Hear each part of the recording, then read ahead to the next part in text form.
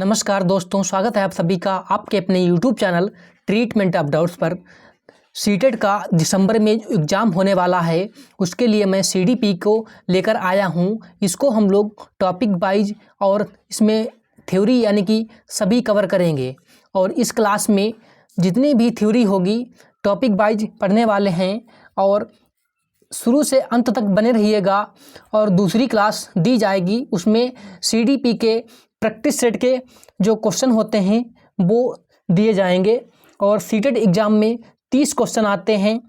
अगर शुरू से अंत तक जितनी भी क्लासेस दी जाएं सभी को देखिएगा, 30 में 30 पक्का आएंगे। और चलिए आइए शुरू करते हैं आज की अपनी क्लास को। देखिएगा हम लोग क्या पढ़ेंगे, CDP देखिएगा, इसमें NCERT किताबों का इसमें निचोड़ है। ठीक है, इसमें टॉपिक वाइज मैंने लिया है इसमें। ठीक, सिलेबस का बिल्कुल नया कंटेंट होगा इसमें। और इस क्लास में बिल्कुल क्या है, सिलेबस का नया कंटेंट होगा, याद रखिएगा। पहले हम लोग क्या पढ़ेंगे, पहले बुद्धि को पढ़ेंगे। बुद्धि को इंग्लिश में इंटेलिजेंस बोलते हैं। क्या बोलते हैं? इंटेलिजेंस को हम लोग पहले पढ़ेंगे। देखिएगा इंटेलिजेंस क्या होता है, इसको थोड़ा सा ऊपर करते हैं। अब देखिएगा इंटेलिजेंस की परिभाषा यहाँ पे लिखी गई है। ठीक है, इसको देखिएगा, इंटेलिजेंस क्या होता है। समस्याओं को सुलझाने में मदद करती है। समस्याओं को सुलझाने में क्या करती है? बुद्धि मदद करती है। और जैसे मान लिया सीटेट का पेपर कैसे पास होगा, पेपर का मतलब पेपर लेकर बैठ गए सॉल्व करने, तो किसकी मदद से? बुद्धि की मदद से। ठीक है, बुद्धि की हेल्प से पेपर सॉल्व करने लगे, तो यही क्या होती है? बुद्धि होती है। इसी को इंटेलिजेंस बोलते हैं। कोई भी प्रॉब्लम सॉल्व करने में हमारी हेल्प करती है बुद्धि। और देखिएगा बुद्धि क्या होती है, बुद्धि एक बहुआयामी होती है। याद रखिएगा, बहुत ही इंपॉर्टेंट है, यहाँ से ये क्वेश्चन बन जाता है। बुद्धि क्या होती है? बहुआयामी होती है और कठिन योग्यताओं का एक सेट होती है। क्या होती है? बुद्धि एक कठिन योग्यताओं का सेट होती है। याद रखिएगा, बुद्धि क्या होती है? एक कठिन योग्यताओं का सेट होती है। इंटेलिजेंस यानी कि बहुआयामी होती है। इसका मतलब क्या होता है? बहुआयामी का मतलब क्या होता है? इसका मतलब होता है बहुत प्रकार। क्या होता है? बहुत प्रकार होता है। बहुत प्रकार की बुद्धि होती है, इसका मतलब ये होता है। आगे देखते हैं, आगे क्या है? बुद्धि परिवर्तनशील होती है। बुद्धि क्या होती है? बुद्धि परिवर्तनशील होती है। याद रखिएगा, बुद्धि परिवर्तनशील होती है, याद रखना है। बुद्धि समय के हिसाब से क्या होती है? चेंज होती रहती है, समय के हिसाब से बदलती रहती है। आगे देखते हैं, आगे क्या है। और देखिएगा बुद्धि क्या होती है? बुद्धि अनुकूलन स्थापित करने में मदद करती है। बुद्धि क्या करती है? बुद्धि अनुकूलन स्थापित करने में मदद करती है। ठीक, अनुकूलन क्या होता है? देखिए बुद्धि में एक ही व्यक्ति, बुद्धि क्या करता है? बुद्धि से ही व्यक्ति सोचता है, अपने तर्क देता है और कोई भी बात याद रखता है। बुद्धि एक मानसिक क्षमता है। बुद्धि क्या है? बुद्धि एक मानसिक क्षमता है। बुद्धि परिवर्तनशील होती है, बुद्धि समय के हिसाब से चेंज होती रहती है, याद रखिएगा। ठीक है, और बुद्धि अनुकूलन, यहाँ पे क्या है? अनुकूलन दिया गया। अनुकूलन क्या होता है? बुद्धि अनुकूलन स्थापित करने में मदद करती है। जैसे पहले अनुकूलन क्या होता है? अनुकूलन क्या होता है? देखिए याद रखिएगा, अनुकूलन होता है जैसे पहले एग्जाम क्या होते थे? पहले एग्जाम कैसे होते थे? ऑफलाइन होते थे। पहले ऑफलाइन एग्जाम होते थे। अब क्या होते हैं? अब पेपर क्या होते हैं? अब ऑनलाइन एग्जाम होते हैं। ठीक, तो हम लोग इसी हिसाब से अपने आप को तैयार करके जाते हैं पेपरों में। ठीक है, पहले ऑफलाइन होते थे तो ऑफलाइन तरह से हम लोग तैयारी करते थे, अब ऑनलाइन होते हैं तो ऑनलाइन तरह से हम लोग तैयारी करके जाते हैं एग्जाम में। यही अनुकूलन होता है। आगे बढ़िएगा, आगे क्या है? आगे दिया गया है बुद्धि के प्रकार। अब देखिए बुद्धि के प्रकार हम लोग यहाँ से पढ़ेंगे। बुद्धि के प्रकार, टाइप्स ऑफ इंटेलिजेंस। बुद्धि के प्रकार क्या होते हैं? याद रखिएगा, थॉर्नडाइक के अनुसार बुद्धि के 3 प्रकार होते हैं। थॉर्नडाइक के अनुसार क्या होते हैं? बुद्धि के 3 प्रकार होते हैं। कौन कौन से होते हैं? याद रखिएगा, थॉर्नडाइक के अनुसार बुद्धि के 3 प्रकार होते हैं, पूछ लिया जाता है। अगला देखिएगा, अब देखिएगा बुद्धि के पहला प्रकार, थॉर्नडाइक के अनुसार बुद्धि का पहला प्रकार कौन सा है? देखिएगा दिया गया है मूर्त बुद्धि। पहली क्या है? मूर्त बुद्धि। इसको क्या बोलते हैं इंग्लिश में? Concrete intelligence. क्या बोलते हैं? कॉन्क्रीट इंटेलिजेंस बोलते हैं।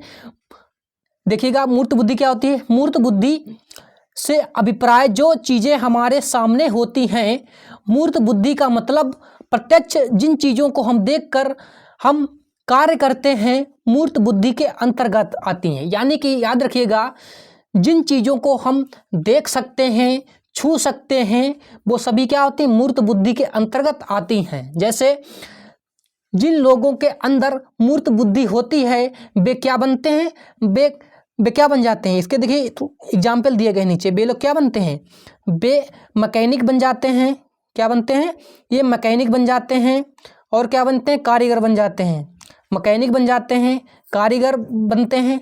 मैकेनिक क्या होता है, जैसे हमने क्या बताया, चीज़ों को देख सकते हैं, छू सकते हैं। जैसे मैकेनिक है, मैकेनिक जब तक गाड़ी को देखेगा नहीं, छुएगा नहीं, तब तक कैसे पता चलेगा इसमें क्या खराबी है। ठीक इसी प्रकार से ये मैकेनिक देखता है और तभी प्रॉब्लम को सॉल्व करता है गाड़ी की। ठीक है, तो ये मूर्त बुद्धि के अंतर्गत आती हैं। आगे देखते हैं, आगे क्या है, दूसरी दी गई है अमूर्त बुद्धि। दूसरी कौन सी है, अमूर्त बुद्धि है। अमूर्त बुद्धि क्या होती है, देखिएगा, अमूर्त बुद्धि अब्स्ट्रैक्ट इंटेलिजेंस क्या होती है। अब्स्ट्रैक्ट इंटेलिजेंस क्या होता है, जो बुद्धि हमें दिखाई नहीं देती है वो क्या होती थी, मूर्त बुद्धि क्या होती थी, दिखाई देती थी। ये मूर्त बुद्धि में क्या होता है, अमूर्त बुद्धि में दिखाई नहीं देता है। अमूर्त बुद्धि में दिखाई नहीं देती है, जो भावनाओं और विचारों पर आधारित होती है। क्या होती है, भावनाओं और विचारों से संबंधित होती है। किससे, भावनाओं और विचारों से संबंधित होती है। जैसे जिन लोगों के अंदर मूर्त बुद्धि होती है वो लोग क्या बनते हैं, जाके वो कवि बन जाते हैं, डॉक्टर बन जाते हैं, चित्रकार बन जाते हैं। ठीक है, याद रखिएगा, क्या बन जाते हैं, कवि बन जाते हैं, डॉक्टर बन जाते हैं और चित्रकार बन जाते हैं। जैसे कवि है, मान लिया, कवि मन ही मन में कोई स्टोरी बना लेता है, सोच लेता है। ठीक है, तो क्या है, अमूर्त बुद्धि के अंतर्गत ये सभी आते हैं। तीसरी कौन सी बुद्धि है, तीसरी है सामाजिक बुद्धि। सामाजिक बुद्धि सोशल इंटेलिजेंस क्या होती है, सोशल इंटेलिजेंस, सामाजिक बुद्धि। सोशल इंटेलिजेंस क्या होती है, देखिएगा, जो समाज से भी होती है। किससे, जो समाज से जुड़े होती है। सामाजिक बुद्धि क्या होती है, समाज से होती है, समाज के लिए कार्य करती है, सामाजिक बुद्धि में आते हैं। जो लोग समाज के लिए कार्य करते हैं वो सामाजिक बुद्धि के अंतर्गत आते हैं। जिन लोगों के अंदर सामाजिक बुद्धि होती है वो लोग क्या बनते हैं, वो नेता बन जाते हैं और व्यवसायिक बन जाते हैं, समाज सेवी बन जाते हैं और अध्यापक बन जाते हैं। ठीक है, याद रखिएगा, क्या बन जाते हैं, नेता बनते हैं, व्यवसायिक बनते हैं, समाज सेवी बन जाते हैं, जिन लोगों के अंदर सामाजिक बुद्धि होती है। और याद रखिएगा, जो लोग समाज से जुड़े होते हैं वे सामाजिक बुद्धि के अंतर्गत आते हैं। ठीक, अब आगे देखते हैं, याद रखिएगा, बहुत ही इंपॉर्टेंट है। और देखिएगा, यहाँ पे एक दिया गया है, एक फैक्ट है, याद रखिएगा, क्या है, 1916 में टर्मन के द्वारा बुद्धि लुब्धि का संशोधित सूत्र दिया गया था। बुद्धि लुब्धि का संशोधित सूत्र दिया गया था। कौन सा सूत्र था, याद रखिएगा, ये सूत्र इन्होंने दिया था, जो कि यहाँ पे जो लिखा हुआ है ये थोड़ा सा गलत लिखा हुआ है। तो यहाँ पे लिखना है मानसिक आयु। ठीक है, क्या मानसिक, देखिएगा क्या होती है ऊपर, मानसिक आयु, यहाँ पे बटे होना चाहिए, बटे तो लिखा है, मानसिक आयु गुणे 100 होता है। क्या होता है, मानसिक आयु बटे वास्तविक आयु, मानसिक आयु बटे वास्तविक आयु गुणे 100, ये होता है। टर्मन ने सूत्र दिया था। कब दिया था, 1916 में दिया था, याद रखिएगा। ठीक, 1916 में टर्मन ने मानसिक आयु बटे वास्तविक आयु और गुणे 100 ये फार्मूला दिया था। ठीक है, इसी पर आधारित एक एग्जाम में न्यूमेरिकल आ जाता है। ठीक है, क्या होता है, इसी पर आधारित एक एग्जाम में न्यूमेरिकल पूछ दिया जाता है। आईक्यू से न्यूमेरिकल एग्जाम में पूछ दिया जाता है। ठीक है, और आईक्यू से यही आईक्यू जो होता है, आईक्यू, ठीक, आईक्यू से हम लोग किसी भी बच्चे की बुद्धि इंटेलिजेंस का पता लगा लेते हैं। इसी से हमको पता चलता है कि बच्चा सामान्य बुद्धि का है या मंद बुद्धि का है, या गिफ्टेड है बच्चा या प्रतिभाशाली बच्चा है। ठीक है, इस प्रकार से हम लोग आईक्यू से ही पता लगा लेते हैं कि बच्चा कैसा है। आगे देखते हैं, आगे क्या है। अब देखिएगा यहाँ पे क्या दिया गया है, यहाँ पे देखिएगा, यहाँ पे बुद्धि लुब्धि और उसके स्थिति। ठीक है, बुद्धि लुब्धि और उसकी स्थिति, याद रखिएगा, यहाँ से एक क्वेश्चन आना पक्का है। ठीक है, आईक्यू से, यहाँ से स्थिति से एक क्वेश्चन आएगा, याद रखिएगा। ठीक है, अब देखिएगा यहाँ से देखिएगा, इधर IQ लिखा है, यहाँ पे स्थिति लिखी हुई है, ठीक है। देखिए जिसमें 25 से कम IQ होती है, जिसमें 25 से कम IQ होती है वो क्या बनते हैं, वो जड़ बुद्धि के बालक होते हैं। जिसमें 25 से कम IQ होती है वो जड़ बुद्धि के बालक होते हैं।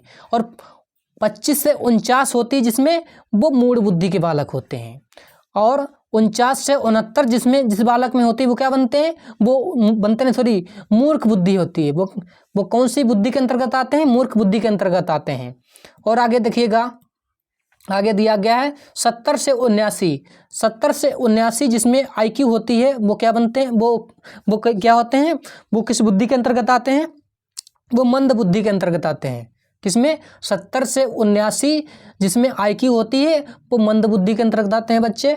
और 80 से 89 जिसमें होती है बच्चों में IQ, वो सामान्य बुद्धि से नीचे होते हैं। वो क्या होते हैं, वो सामान्य बुद्धि से नीचे होते हैं। और देखिए यहाँ पे दिया गया है 90 से 109, ये वेरी वेरी इंपॉर्टेंट है, याद रखिएगा, ठीक है, वेरी वेरी इंपॉर्टेंट है। 90 से 109 जिसके अंदर IQ होती है वो क्या बनते हैं, वो कैसे बालक होते हैं, वो सामान्य बुद्धि के बालक होते हैं, ठीक, एवरेज स्टूडेंट होते हैं, ठीक है। और देखिएगा नीचे दिया गया है 110 से 119 जिसके अंदर IQ होती है वो कैसे बालक होते हैं, वो सामान्य बुद्धि से ऊपर के बालक होते हैं, ठीक। और 120 से 129 होती है जिसमें IQ, वो तीव्र बुद्धि के बालक होते हैं। और 130 से 139 होती है, वो कैसे बालक होते हैं, वो प्रखर बुद्धि के बालक होते हैं। और 140 से अधिक जिसमें बुद्धि होती है वो प्रतिभाशाली बच्चे होते हैं। देखिए यहाँ से ये इंपॉर्टेंट है, यहाँ से, और सामान्य बुद्धि वाला इंपॉर्टेंट है, याद रखिएगा। 140 से अधिक वाले बुद्धि क्या होते हैं, गिफ्टेड होते हैं, यानी कि प्रतिभाशाली होते हैं। और 90 से 109 अभी देखा था मैंने ऊपर, देखिए 90 से 109 वाले बच्चे क्या होते हैं, ये सामान्य बुद्धि के अंतर्गत आते हैं। अब देखते हैं आगे। अब देखिएगा यहाँ से क्वेश्चन बनता है। अब देखिएगा यहाँ पे दिया गया प्रतिभाशाली बच्चे क्या होते हैं, प्रतिभाशाली बच्चे को गिफ्टेड स्टूडेंट बोलते हैं अंग्रेजी में, ठीक है। देखिएगा प्रतिभाशाली बच्चे जो होते हैं अपने डिसीजन में क्या होते हैं, आत्मनिर्भर होते हैं, याद रखिएगा। प्रतिभाशाली बच्चे जो होते हैं अपने डिसीजन में आत्मनिर्भर होते हैं। अगर इन्होंने कुछ सोच लिया तो वो करके रहते हैं, ठीक है, जो क्या होते हैं, ये करके रहते हैं। और देखिएगा इनमें आत्म क्षमता बहुत अधिक होती है, क्या होती है, इनमें जो आत्म क्षमता होती है ये बहुत अधिक होती है, ठीक है। और नीचे देखिएगा, नीचे दिया गया है इनके पास रचनात्मक विचार, इनकी क्रिएटिव आइडियाज होते हैं, क्या होते हैं, इनके अंदर क्रिएटिव आइडियाज ज़्यादा देखने को मिलते हैं, ठीक। ये क्या होते हैं, इनके पास रचनात्मक विचार यानी कि क्रिएटिव आइडियाज होते हैं। और इनके अंदर जिज्ञासा, क्यूरियोसिटी देखने को अधिक मिलती है, ठीक, इनके अंदर जिज्ञासा बहुत अधिक होती है, रचनात्मक विचार बहुत जल्दी आते हैं इनके अंदर, ठीक है। ऐसे इन्हें ऐसी मदद की ज़रूरत होती है, क्या होती है, इनको ऐसी मदद की ज़रूरत होती है जो स्कूल के थ्रू नहीं मिल पाती है, इसलिए इनको अलग से सपोर्ट किया जाता है, अलग से सपोर्ट किया जाता है। कौन कौन लोग सपोर्ट करते हैं इनको जैसे सपोर्ट करते हैं, इनको सपोर्ट सरकार के थ्रू मिलता है या किसी एजेंसी थ्रू के दिया जाता है। और इनकी सोच बहुत हाई होती है, इनकी सोच बहुत अधिक होती, बहुत हाई सोच इनकी होती है। अगर इन्होंने सोच लिया कि मुझे वैज्ञानिक बनना है तो वैज्ञानिक बनकर रहते हैं ये, ठीक है। आगे देखते हैं आगे क्या है, अब पढ़िएगा आगे। बुद्धि के सिद्धांत, यहाँ पे बुद्धि के सिद्धांत दिए गए हैं, याद रखिएगा। अब यहाँ से हम लोग बुद्धि के सिद्धांत पढ़ेंगे, थ्योरी ऑफ इंटेलिजेंस पढ़ेंगे, ठीक है।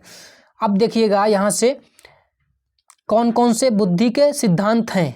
पहला सिद्धांत क्या है, एक कारक सिद्धांत। एक कारक सिद्धांत क्या होता है, एक कारक सिद्धांत पढ़ेंगे। वन फैक्टर थ्योरी क्या होती है, इंग्लिश में बोलते हैं इसको वन फैक्टर थ्योरी, एक कारक सिद्धांत। एक कारक सिद्धांत का प्रतिपादन किसने किया था, बिने ने किया था, याद रखिएगा। एक कारक सिद्धांत का प्रतिपादन बिने ने किया था और उन्होंने बताया सभी व्यक्तियों में एक ही प्रकार की बुद्धि क्या होती है? उन्होंने बताया कि सभी व्यक्तियों में एक ही प्रकार की बुद्धि होती है जो सभी कार्यों में कार्य करती। ये बिल्कुल गलत बात है। ठीक, इन्होंने जो बताई बिल्कुल गलत बात है, ऐसा नहीं होता है। सभी व्यक्तियों में एक ही प्रकार की बुद्धि नहीं होती है, और इन्होंने जो कहा है वो बिल्कुल गलत है। और भी मनोवैज्ञानिक ने विनय साहब को गलत बता दिया। जैसे मान लिया जाए आपने गणित के कुछ कॉन्सेप्ट पढ़ लिए, तो क्या वे किसी अदर सब्जेक्ट में कॉन्सेप्ट काम आएंगे? बिल्कुल नहीं आएंगे। इसलिए इनको क्या गलत बता दिया गया है, विनय साहब को क्या गलत बता दिया गया है। आप देखिएगा टू फैक्टर थ्योरी। कौन सी थ्योरी है? टू फैक्टर थ्योरी है। द्विकारक सिद्धांत क्या है? द्विकारक सिद्धांत। एक कारक सिद्धांत तो गलत सिद्ध कर दिया गया, और द्विकारक सिद्धांत देखिएगा, द्विकारक सिद्धांत का प्रतिपादन किसने किया था? द्विकारक सिद्धांत को स्पेयरमैन के द्वारा बताया गया है। किसके द्वारा? स्पेयरमैन के द्वारा। याद रखिएगा, एक कारक सिद्धांत को स्पेयरमैन के द्वारा बताया गया है कि बुद्धि दो तत्वों से मिलकर बनी होती है। स्पेयरमैन ने कहा है कि बुद्धि जो होती है दो तत्वों से मिलकर बनी होती है। कौन से दो तत्व हैं? देखिए, निम्न दो तत्व कौन कौन से हैं? देखिएगा नीचे कौन कौन से दो तत्व इन्होंने बताए हैं। पहला तत्व कौन सा है? पहला तत्व इन्होंने बताया है सामान्य तत्व। सामान्य तत्व यानी कि जी फैक्टर को इसकी कभी कभी फुल फॉर्म पूछ देता है बिल्कुल, कि जी फैक्टर जी का मतलब क्या होता है? जी का मतलब होता है जनरल एबिलिटी। ठीक है, तो क्या होता है? जी फैक्टर जनरल एबिलिटी। इसको सामान्य तत्व क्या होता है? देखिएगा, इन्होंने बताया है स्पेयरमैन ने कि हर व्यक्ति में सामान्य बुद्धि जन्मजात होती है, और यह हर किसी में अलग अलग होती है। बिल्कुल सही बात है। क्या है? हर व्यक्ति में सामान्य बुद्धि जन्मजात होती है, और हर किसी में अलग अलग होती है। ठीक, इन्होंने बताया। ये तो जी फैक्टर के अंतर्गत है। और विशिष्ट तत्व यानी कि एस फैक्टर के अंतर्गत क्या है? एस फैक्टर के अंतर्गत इन्होंने क्या बताया है? एस फैक्टर में इन्होंने बताया है कि विशिष्ट तत्व में क्या बताया इन्होंने? यह दूसरों से अर्जित करने वाली बुद्धि है। क्या है? विशिष्ट तत्व यानी कि यस फैक्टर जो है स्पेशल एबिलिटी है, जो यस को क्या बोलते हैं? Special ability. ठीक है, तो जो यस फैक्टर है जो दूसरों से अर्जित करने वाली बुद्धि होती है। ठीक है, ये क्या होती है? दूसरों से अर्जित करने वाली ये बुद्धि होती है। और आगे देखिएगा, नीचे क्या दिया गया है? समूह तत्व कारक सिद्धांत। अब यहां से हम लोग क्या पढ़ने वाले हैं? समूह तत्व कारक सिद्धांत पढ़ेंगे। ठीक है, ग्रुप फैक्टर थ्योरी हम लोग यहां से पढ़ेंगे। ठीक है, अब देखिएगा यहां से देखिएगा क्या है? ग्रुप फैक्टर थ्योरी में हम लोग पढ़ेंगे इस सिद्धांत का प्रतिपादन किसने किया था? समूह तत्व कारक सिद्धांत का प्रतिपादन किसने किया था? याद रखिएगा, ये किया था लुईस थ्रस्टन ने किया था। किसने किया था? लुईस थ्रस्टन द्वारा किया गया। इस सिद्धांत के अनुसार बुद्धि कई प्रकार की होती है। कितनी? बुद्धि कई प्रकार की बताई है। थ्रस्टन साहब ने बताया कि बुद्धि कई प्रकार की योग्यताओं का मिश्रण होती है। क्या होती है? बुद्धि कई प्रकार की योग्यताओं का मिश्रण होती है, जो विभिन्न समूह में पाई जाती है। क्या है? जो विभिन्न समूह में पाई जाती है। अब देखते हैं आगे कौन कौन से विभिन्न समूह हैं।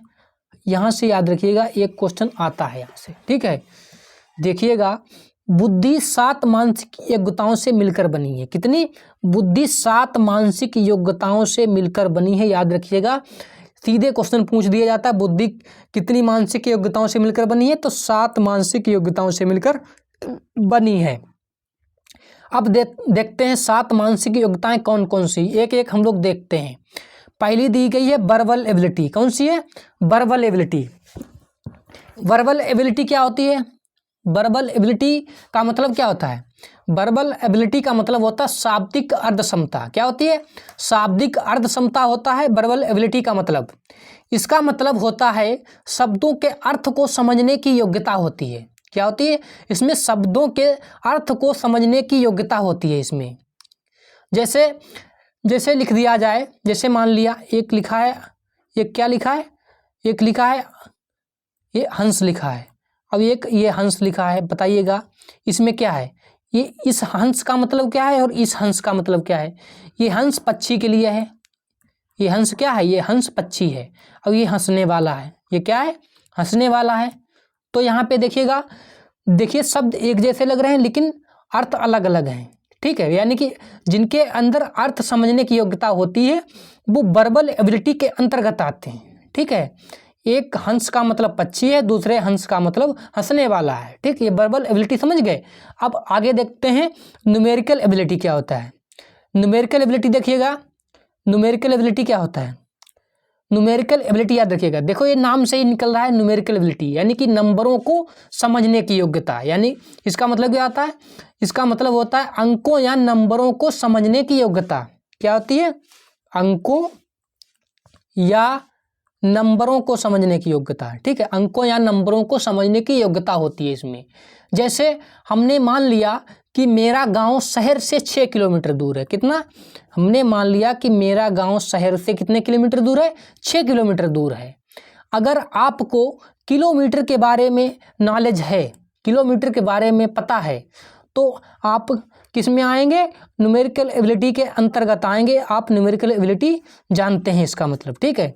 अब आगे देखते हैं तीसरा कौन सा, तीसरा दिया गया है परफेक्चुअल एबिलिटी। कौन सी है, तीसरी दी गई परफेक्चुअल एबिलिटी। परफेक्चुअल एबिलिटी क्या होती है, परफेक्चुअल एबिलिटी का क्या होता है, इसको हम लोग उदाहरण से देखेंगे, इसका हम लोग एग्जाम्पल देखेंगे, एग्जाम्पल के थ्रू इसको हम समझेंगे, ठीक। देखिएगा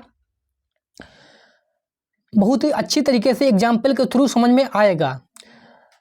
जैसे आप किसी गली से निकलते हुए जा रहे हो, उस गली में बहुत सारे मकान हैं, उस गली में आपके मित्र का भी मकान है और आपने उसको बुलाया। मित्र अपने कपड़ों पर कोई परफ्यूम डाले हुए था तो आपको खुशबू आई। आपने सोच लिया कि हमारा मित्र परफ्यूम डाले हुए है। आपने प्रत्यक्ष कर लिया, क्या कर लिया, आपने क्या कर लिया, प्रत्यक्ष, आपने प्रत्यक्ष कर लिया। यही प्रत्यक्ष करना ही क्या है, परसेप्चुअल एबिलिटी है। यही प्रत्यक्ष करना ही परसेप्चुअल एबिलिटी के अंतर्गत आता है। अब आगे देखते हैं 4 नंबर पे क्या है। 4 नंबर पे दिया गया है special ability, sorry spatial ability.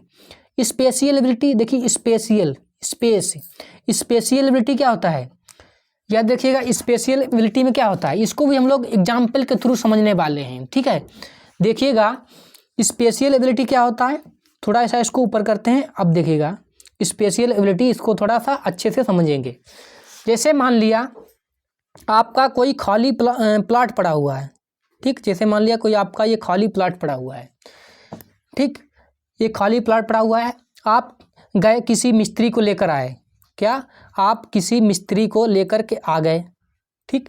मिस्त्री को लेकर के आ गए, आपको इस प्लॉट में घर बनवाना है। क्या करना है, इस प्लॉट में घर बनवाना है। तो क्या करोगे, मिस्त्री को लेकर आओगे। मिस्त्री क्या कहेगा कि यहाँ पर मैं, यहाँ पे रूम बना देंगे, यहाँ पर रूम बना देंगे, यहाँ पर रूम बना देंगे, ठीक।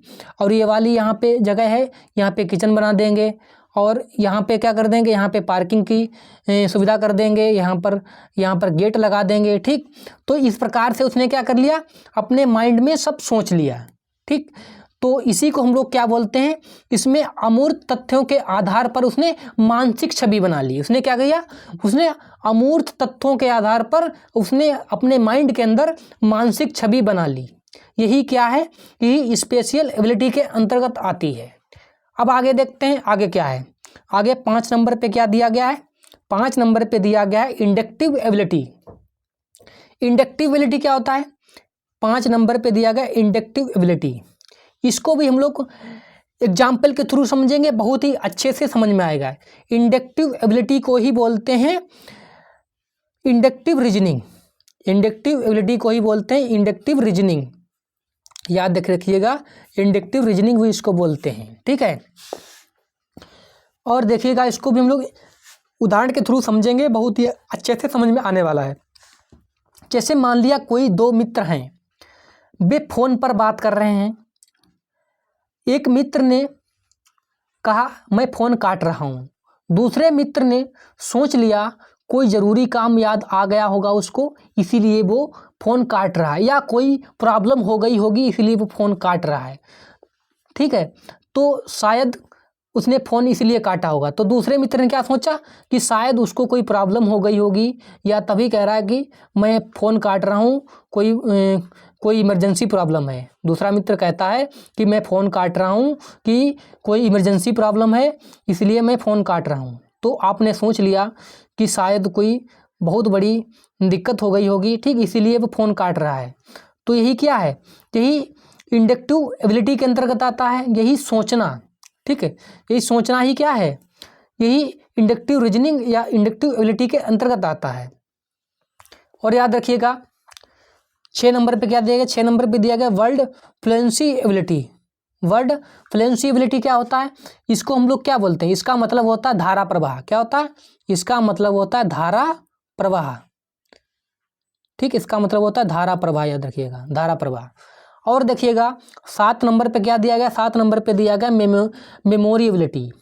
मेमोरी एबिलिटी क्या होता है, इसमें देखिएगा, इसमें होता है कि चीज़ों को कैसे याद किया जाए, चीज़ों को कैसे याद रखा जाए, कैसे याद किया जाए, यही मेमोरी एबिलिटी के अंतर्गत आती है। ठीक है, तो मैंने यहाँ तक पढ़ लिया हम लोगों ने। ठीक है, अब देखिएगा आगे हम लोग नेक्स्ट क्लास में पढ़ेंगे। अगर इस प्रकार से अच्छा लग रहा है तो कमेंट बॉक्स में ज़रूर बताइएगा। ठीक है, कमेंट बॉक्स में ज़रूर बताइएगा कि क्लास कैसी लगी और क्लास कंटिन्यू की जाए या ना की जाए। ठीक, ये ज़रूर कमेंट बॉक्स में बताना है। और वीडियो पसंद आया हो तो लाइक कीजिए, शेयर कीजिए और कमेंट ज़रूर कीजिएगा, ज़रूर बताइएगा कैसी लगी। और मैं CDP को बिल्कुल टॉपिक वाइज सब पढ़ाने वाला हूँ। लगभग में 8 से 9 क्लासों में CDP समाप्त हो जाएगी। CDP की थ्योरी जितनी भी है 8 से 9 क्लासों में समाप्त होने वाली है। और याद रखिएगा आज की थोड़ी छोटी क्लास थी, इसलिए मैंने छोटी क्लास रखी कि आप लोगों को अच्छा लगा पढ़ाना या नहीं लगा, ये कमेंट बॉक्स में ज़रूर बताएं। ठीक है, और वीडियो पसंद आया हो तो लाइक कीजिए, शेयर कीजिए और कमेंट जरूर कीजिएगा। धन्यवाद दोस्तों, मिलते हैं नेक्स्ट वीडियो में।